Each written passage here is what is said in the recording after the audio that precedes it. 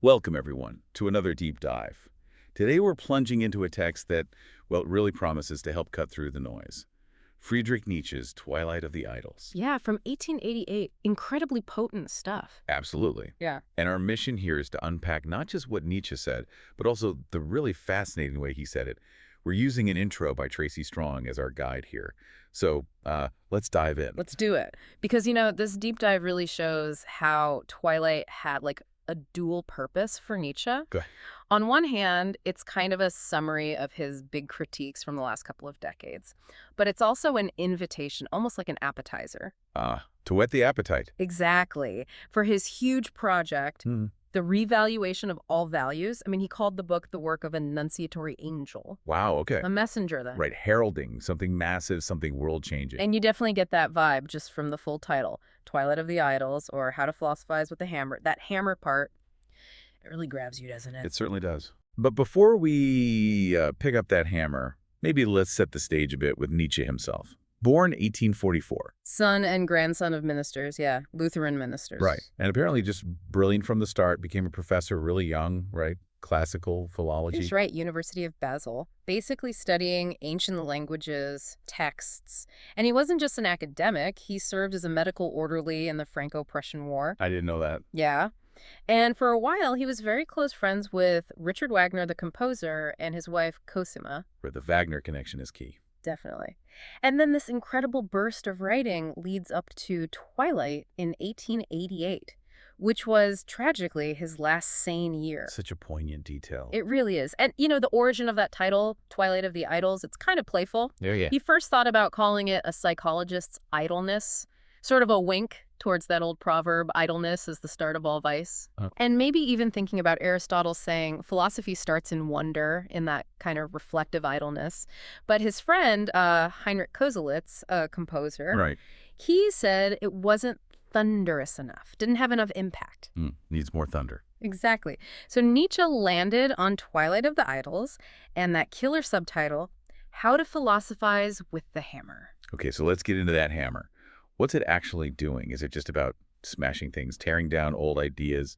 Because that's kind of the popular image, isn't it? No, it is, yeah. That's a great question, and it's a common misunderstanding. Nietzsche himself explains it's more like a tuning fork. A tuning fork. How so? Well, you strike an idol, an old idea, a value with this metaphorical hammer, and you listen. Okay. Does it ring hollow? Does it just sound dead? Or does it resonate? Does it have a true, solid note? I see. So it's diagnostic almost. Exactly. It's not just destruction. And notice, it implies resonance from both the object and the tuning fork. You need both to really test something's worth, its truth. Which then makes you ask, okay, what exactly are these idols he wants us to test? Good point. And the title itself, Twilight of the Idols, it kind of resonates in a few different ways, doesn't it? Beyond just the tuning fork idea. Yeah, it feels layered. Totally. One clear echo is Francis Bacon's Idols of the Mind. Right. I remember those from philosophy class. Yeah. Our tendency to, see what we want to see. Pretty much, or what we're conditioned to see. Our biases, our assumptions that make us mistake the world for something it isn't. So this whole deep dive is partly about those stories, those self-deceptions we create to avoid looking reality square in the face. And why we do that. And why we do that, exactly. And what's also fascinating is the connection to Wagner. Yes. Götterdämmerung. Precisely. Twilight of the Gods. Just like Wagner's opera shows the gods falling because they can't live up to their own rules. Right. Their system collapses. Nietzsche's Twilight suggests a similar time. It's not quite dark, not quite light. It's this in-between period where you just can't keep living with these old hollow idols anymore. Their time is fading. It's becoming impossible to sustain them. That's a powerful image. It really is. And Tracy Strong, in the introduction we're using, he suggests that to really get Twilight of the Idols, we need to read it musically. What does that even mean, to hear philosophy? Yeah, it's a great metaphor. Strong basically lays out 3 ways to approach the text, like 3 movements in a piece of music. Okay, like different layers of listening. Exactly. So movement 1 is what he calls the Cook's Tour. The Cook's Tour. Yeah, just like a quick trip hitting the highlights. It's the surface level, the straightforward overview of the themes. The book starts with epigrams and arrows, these short, sharp hits. Right. Then it moves into bigger critiques. The problem of Socrates, questioning Western philosophy's roots, then reason in philosophy, then that amazing section, how the true world finally became a fiction. Oh yeah, the deconstruction of metaphysics. Exactly. Then critiques of morality, morality as anti-nature, the four great errors in how we think, even a jab at his contemporaries and what the Germans are missing. He really goes after everyone. He does. Then, the raids of an untimely man, and finally, what I owe to the ancients.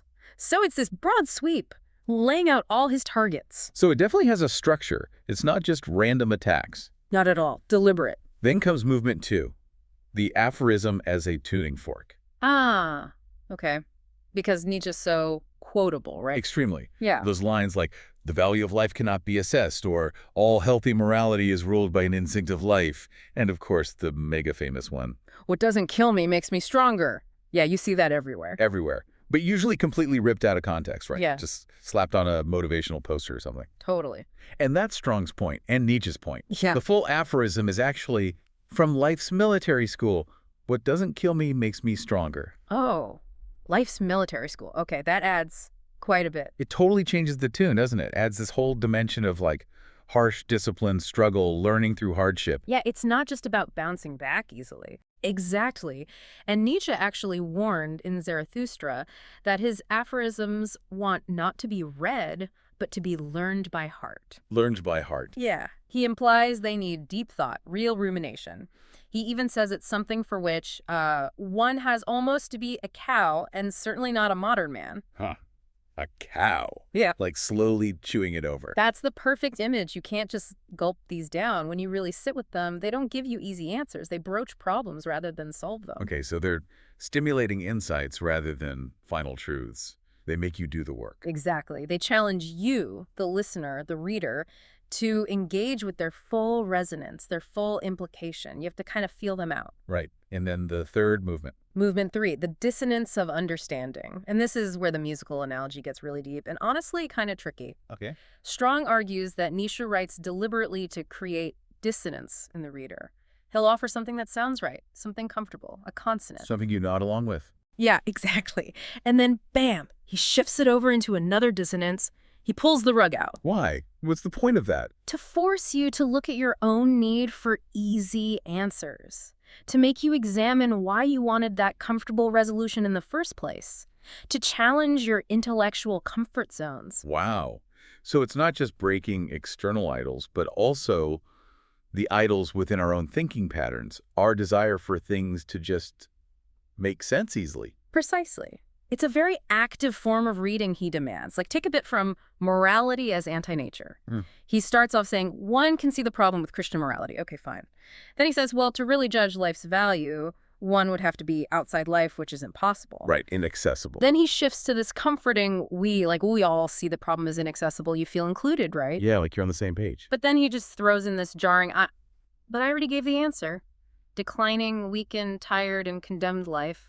That sudden I just shatters the we. Whoa, okay. It makes you realize you were just passively relying on him, on his authority. And now you have to go back and rethink it all from a new, maybe uncomfortable perspective. That's intense. It is. And the whole point, Strong argues, is to make it impossible to keep worshiping those idols, those so-called eternal truths that actually fail us.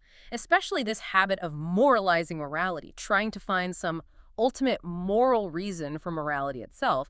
Nietzsche sees that as nihilistic, dangerous. Because it drains life of its own justification. Something like that. Stop looking for external validation, face life itself. That's incredibly demanding. It really does sound like more than just reading.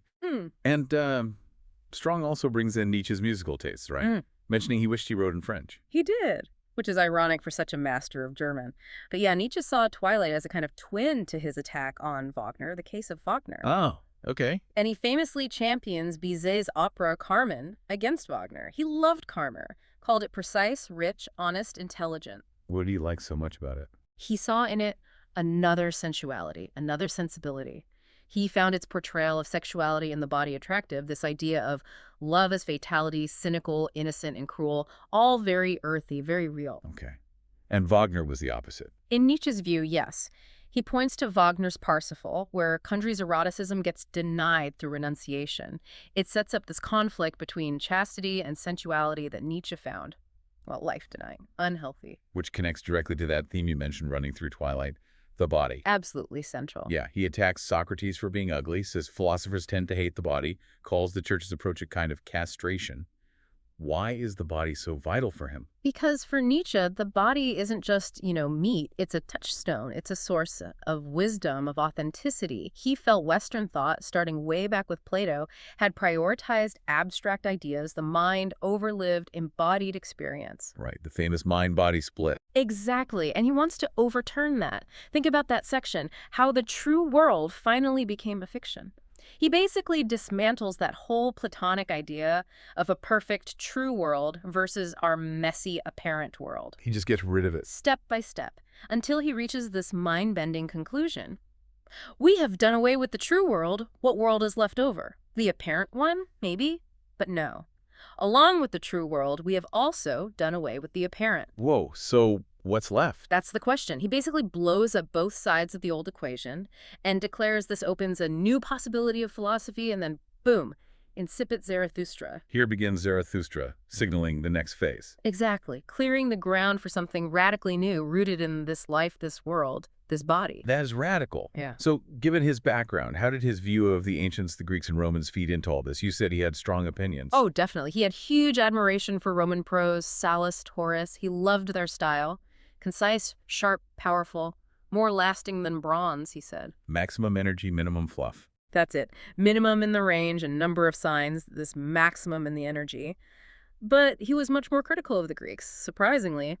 Found them too alien, too fluid. Even Plato. Especially Plato. He saw Plato as a decadent, stylistically over-moralized. Even called him a Christian before his time because he put the abstract good above everything else, creating that split between the true and apparent worlds. So the founder of Western philosophy was actually a symptom of decline for Nietzsche. Wild. Completely flips the script. And as an antidote, a cure for that idealized view of the Greeks, Nietzsche pointed to Thucydides. The historian. Yeah. He admired Thucydides for his hardcore realism, his unconditional will to fabricate nothing and to see reason in reality. No sugarcoating. Okay. For Nietzsche, philosophers like Plato were actually signs that Greek culture was already losing something vital. They were preaching virtues the Greeks didn't really live by anymore. And Strawn points out, Nietzsche was really the first thinker to take the phenomenon of Dionysus seriously in Greek culture. Not as some tame god of wine, but as this raw expression of overwhelming energy, of life force that wasn't always pretty. Right, not just sweetness and light. Not at all, more like chaos and creation. Okay, so we've really covered a lot of ground here. Journeyed through this complex, demanding, but incredibly vital text, Twilight of the Idols, using Tracy Strong's introduction as a map. It feels like we got deep into both his ideas and his unique style. Yeah, it's dense stuff, but hopefully illuminating. And if you sort of zoom out, connect it to the bigger picture, Nietzsche throws down this radical challenge to how we even think about things like suffering and knowledge. How so? Well, he has this line: the path to one's own heaven always leads through the voluptuousness of one's own hell. One's own hell. That's the key phrase, one's own. He really criticized systems like Christianity, for example, for making suffering seem, well, generic, banal, stripping it of its deeply personal, individual quality. Ah, I see. Like it makes everyone's pain the same. Exactly. And Nietzsche argues that to recover real passion, genuine feeling, even genuine suffering, you have to reject that kind of banality. You have to, as he says in Zarathustra, become hard. Become hard. What does that mean exactly? It's not about being cruel necessarily. It's about resilience. It's about facing reality without flinching, even the difficult parts. Recognizing the otherness of the world, confronting discomfort, maybe even fear before you can reach a kind of truthfulness, a real relationship with reality that finally gets you beyond those comforting but ultimately hollow idols. Facing things head on, without the usual filters or illusions. That's a good way to put it. An end to idolatry requires that kind of hardness, that kind of honesty. So thinking about all this, what really stands out to you listening right now? How does this Nietzschean idea of becoming hard or stepping away from comforting idols, embracing your own specific struggles, how does that resonate with your own path, your own way of understanding the world? Definitely something powerful to chew on, maybe like a cow. Indeed. Plenty to ruminate on there.